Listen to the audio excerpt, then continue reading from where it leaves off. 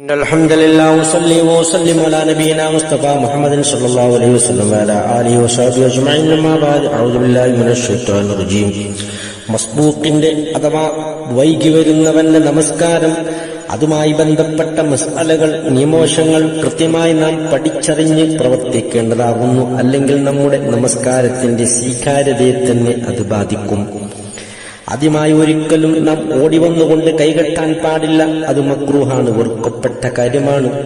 അതുകൊണ്ട് വൈകി വരുന്നവൻ ഒരിക്കലും പതുക്കെ നടന്നു വന്നുകൊണ്ട് സാവധാനത്തിലാണ് കൈകെട്ടേണ്ടത്. രണ്ടാമതായി അവൻ വജ്ജഹത്തുകൊണ്ട് അതുപോലത്തെ പ്രാരംഭ പ്രാർത്ഥനകൾ കൊണ്ട് ആരംഭിക്കാൻ പാടില്ല.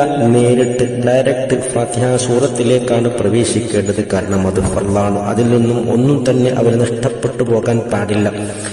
എത്രയാണോ അതിൽ നിന്നും ഇമാമുമായി അവന് ഫാത്തിഹ ലഭിക്കുന്നത് അത് അവന് മതിയാകുന്നതാണ്. ആ കാര്യം സ്ഥിരപ്പെടണമെന്നുണ്ടെങ്കിൽ ഒരിക്കലും അവൻ സുന്നത്തായ പ്രാരംഭ പ്രാർത്ഥന കൊണ്ട് ആരംഭിക്കാൻ പാടില്ല. ഇത് പ്രത്യേകം ശ്രദ്ധിക്കേണ്ട കാര്യമാകുന്നു. ഇനി ഇമാം സലാം വീട്ടിയ ശേഷം ഈ മസ്ബൂക്കായ ഈ പിന്തി വന്ന വ്യക്തിയെ ഇനി വേറൊരു പുതിയ വ്യക്തി തുടരുകയാണെങ്കിൽ അയാളുടെ മസ്അല എന്താണ്? അയാൾ നിൽക്കേണ്ടത് അയാൾ ഒരു വ്യക്തിയാണെങ്കിൽ മാത്രമാണ് ഈ മസ്ബൂക്കിനെ തുടരാൻ അയാൾക്ക് അനുമതിയുള്ളത്. അതല്ലാതെ രണ്ട് വ്യക്തികൾ ഒന്നിച്ചു പള്ളിയിലേക്ക് പ്രവേശിക്കുകയാണെങ്കിൽ അവർ രണ്ടാമത് ഒരു പുതിയൊരു ജമാഅത്ത് ആരംഭിക്കലാണ് അവർക്ക് ഉത്തമം, അല്ലാതെ മസ്ബൂക്കിനെ തുടരലല്ല. ഇനി ഒറ്റ വ്യക്തിയാണെങ്കിൽ അയാൾ തനിച്ചു നമസ്കരിക്കുന്നതിനേക്കാൾ അയാൾക്ക് ഉത്തമം ഈ മസ്ബൂക്കായി പിന്തി നിന്ന് നമസ്കരിക്കുന്നവനെ തുടരലാണ്. അങ്ങനെ തുടരുകയാണെങ്കിൽ അയാൾ ആ മസ്ബൂക്കിന്റെ വലതുവശത്ത് അയാളോട് ചേർന്ന് നിന്നുകൊണ്ട് ാണ് കൈകെട്ടേണ്ടത്.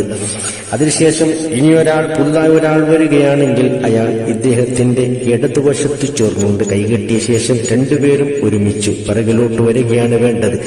അല്ലാതെ ഈ രണ്ടാമത് വന്നയാൾ ആദ്യം നമസ്കരിച്ചു കൊണ്ടിരിക്കുന്നയാളെ പിടിച്ചു വലിക്കാനോ അല്ലെങ്കിൽ എന്തെങ്കിലും തരത്തിലുള്ള സൂചനകൾ അയാൾക്ക് നൽകാനോ പാടില്ല. അത് ഇസ്ലാമിന്റെ നിയമവശങ്ങളിൽ പെട്ടതല്ല.